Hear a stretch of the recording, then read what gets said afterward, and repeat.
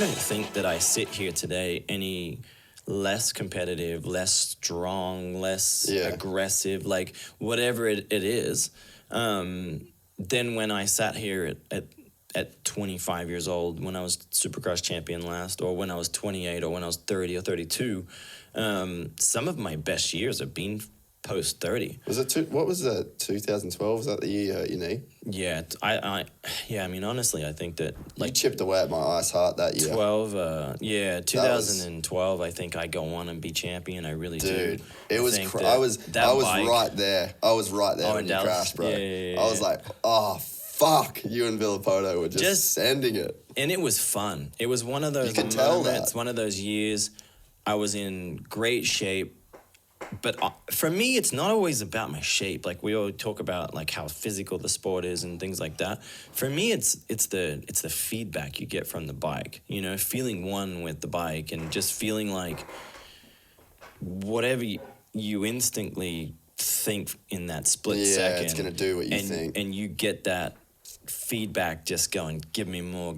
You know, like that 2012. You know, Honda was just ridiculously good. I really think that we were just starting to get on a, you know, on a bit of momentum. There was totally momentum. You know, like, I mean, geez, at that point we were only round 6, 7 in, because we had just gone east.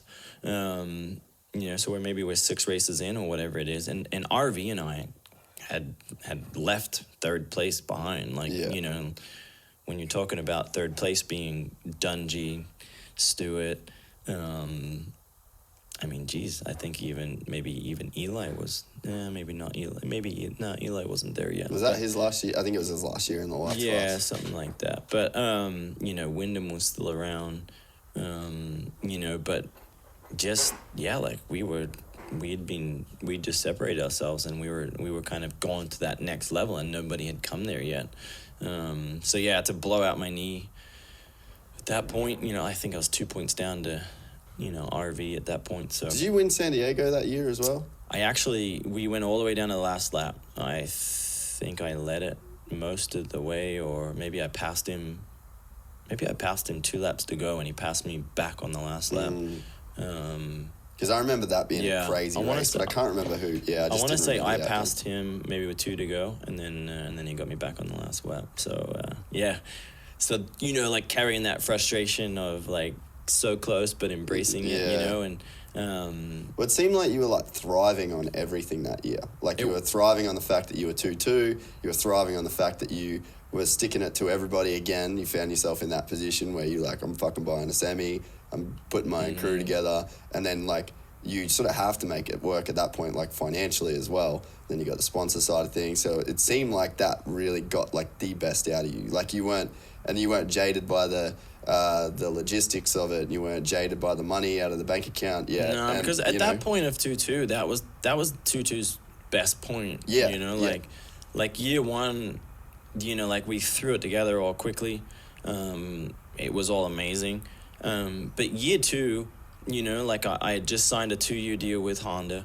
You know, 2-2, you know, Motorsports had moved from basically my mechanic Lars's, you know, garage, into the Honda, race facility in Torrance, and you know, so we were doing everything right. You know, like it was bare minimum on a cost. You know, so as far as how 2-2 Motorsports as first, you know, beginning to end, that was the strongest that we were, you know, like we had good sponsors in Bellray, and I want to say that Discount Tire came on it as an associate sponsor for the first time, and they grew from there, but at that point they were just really small.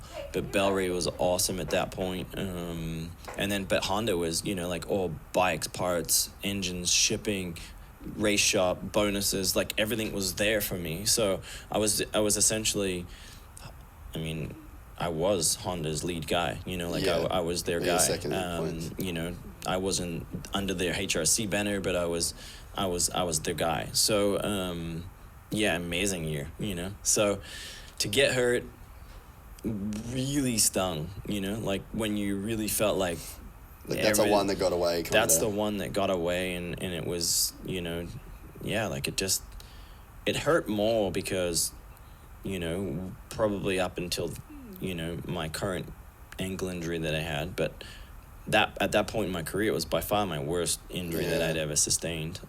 I'd never had anything, you know, wrong with my knees. It was just, you know, I'd been really lucky to have, you know, a couple of shoulder injuries here and there, but not really a whole lot of, you know, injuries that took me out of season long. So I missed the rest of Supercross and then all of outdoors. So yeah, it was tough. And then probably what made it tougher is, you know, coming back from that knee injury was way harder than I anticipated. And then when I got back on the bike, you know, I got back on the new bike, which was the 13. Not as good. And it was just, I say it, and it's not a matter of me beating up on Honda or anything, but I go from a bike that literally felt like it was engineered and designed around me to getting on a motorcycle that essentially I'd heard nothing but positive things. You know, that it was better, it did this better, it did that better.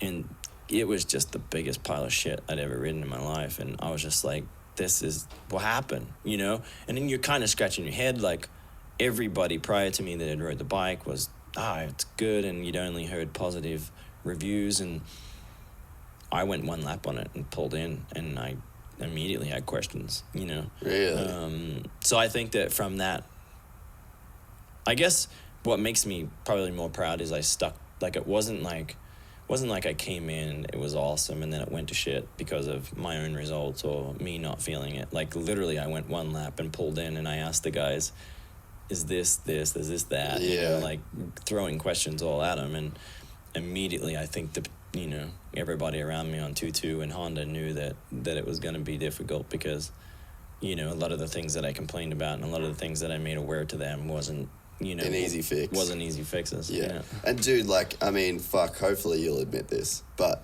so many people will ride like, I'm going to go ride this new James did it. I'm going to go ride this new Yamaha. Oh, fuck, how good is this thing? This is the bike. And it's like it's like a new chick, man. Everyone's just like, dude, she's so fucking hot. There's nothing wrong with this chick. Like, she does everything right. And it's like 3 months in, and you're just like, fuck this chick right now, you know? So, and like, but people don't want to admit that. They're like, so I guess for you to honestly say, no, day one, this bike was a turd. And I think, because how many people do that? They go to like a new thing, and they're like, this is amazing. And it's just right away the honeymoon stage. It's full honeymoon, and they can't be objective. And truthfully, I was excited, you know, like, I was, you know, like, you'd seen pictures of it, and, you know, you kind of like, wow, you know, like, there's this new bike, it's got two... Was that like a full redesign? It was that a bike? full redesign, yeah. So there's no way you can just go 12 engine, to 30. I want to say engine was really... Actually, I think engine bolted in. But chassis was the biggest thing. It was all chassis. Unfortunately, the chassis just didn't work quite the same. Ergonomically, it never felt the same either. As immediately sitting on it, it was different. But that's, yeah, I mean, that's the you know, the good and bad about new bikes coming, you know, and that's what's so scary about it. Everybody gets so excited about new bikes. New bikes scare me, probably because I've been on the less fortunate side, you know, like, and maybe that was even just a re-stimulation of older years as well. I mean, I went from 04 to 05, you know, and we got told at Yamaha that this new aluminum frame bike, it was going to be underweight. We're going to have to add weight to it. It was going to be all the same. Yamaha did something unbelievably amazing where they figured out aluminum that no one else could, and, you know, and they sold it hard. They sold it hard, and then immediately, same thing, you know, first day riding the bike, we struggled, got to get to a point where, okay, now it's rideable, you know, we go back on to the 04, and then that's when you're like, oh my gosh, like, we're not even close. And I think the general consensus of, you know, myself, Villeman, and Ferry at that point were like, we all... Not good, you know. So they basically took that 04 bike, okay, get that out of here, we'll never ride that bike again. So, so, you know, 04 it happened, you know, it happened again in 13. Is it just something that, like, you can't get over? Because, like, I was literally at I was at Ricky's place one day when Dunge was like arguing over like half a mil a sag. And Ricky just fucking lit him up, dude. And it was like the best thing I've ever seen. And then Ricky just went off about like, just fucking ride the bike, you know, like gave him a serve. Mm-hmm. And it was like, it's hot. What is that going to do? But it's like, I don't know, like Ricky rode through, like it almost seemed like he didn't care. But like, I don't know, like is there guys where it's just the style's so different, like you're so fluid and smooth and Ricky's just that charger dude, and like you sort of see it with Tomac, where I feel like Tomac's just the kind of guy that's just going to turn it with the back wheel, just fucking bury the throttle, and whatever's going to happen is going to happen. Yeah. But is it just styles to where like you're the kind of guy that couldn't really overcome that stuff? Ricky, on the complete opposites of spectrum, I think that Ricky was equally one of the most frustrating people to race because of his strength of being able to Just ride whatever. Just make it work. I didn't even know that you'd say ride whatever, because he essentially set it up like that. Yeah.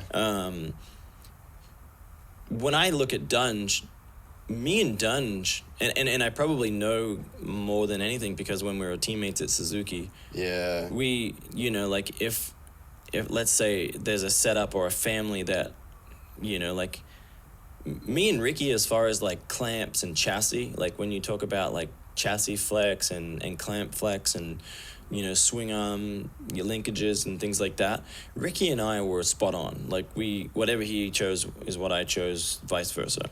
And also Dunge was in that same window. But when you start comparing suspension, Ricky, you know, so left field, you know, like me and Dunge, you know, like our bikes so much different than what Ricky does.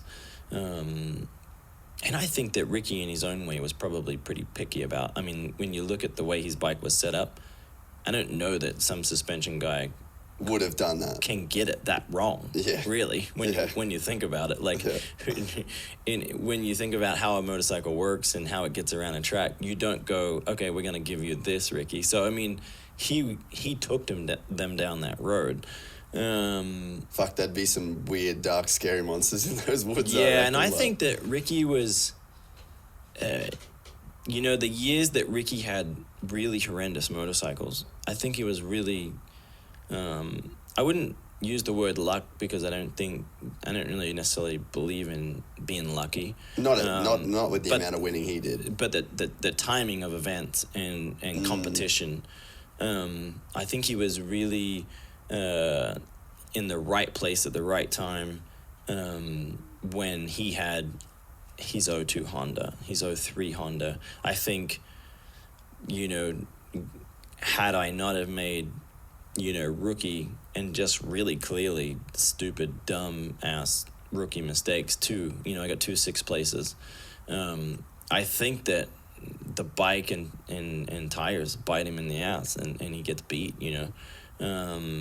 But he was always so clever in knowing, basically like the Texas Hold'em, I guess, knowing when to hold him, when to fold him, kind of thing, you know. And he won enough to be able to control a rookie, you know. I think. Did he get in your head that first year too? Like, nah, not the first year. I think the first year.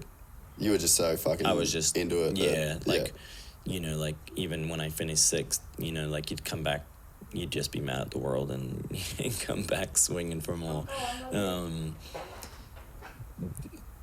The only thing I would probably say is you want to beat somebody so bad that you lose sight of how the war to win the battle, like, kind of thing. Yeah.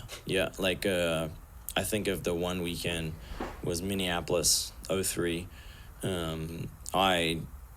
I was just so much better and faster and you know, basically passed him right away, pulled away, and just didn't have that, like, pull back a little bit to get the job done. Just, you just had a point to prove. Like, yeah, I don't even know that you'd call it a point, but just when everything's clicking and it's all happening, sometimes that is the time to take a step back and win by 5 seconds or 2 seconds. You don't need to win by 20. But in that particular weekend, like, I was so much better that I probably could have won by 10, 15 seconds. But I just kept, asking more of the bike, asking more of the tires, asking more from the track. And then at some point you're going to find the limit. And yeah, I found it twice. So, that was a tough one. Yeah, I'm really glad that, like, it seemed like, and again, this was like, I don't know how much of this was even real or how much of this was like just giving people enough, but it seemed like there was like a super legit rivalry between you two. And there was like a lot of times where you just straight didn't like each other. And now you guys are like always going back and forth on Instagram. And it's like, to me, I think it's cool because it's like there's you, there's Ricky, and there's James.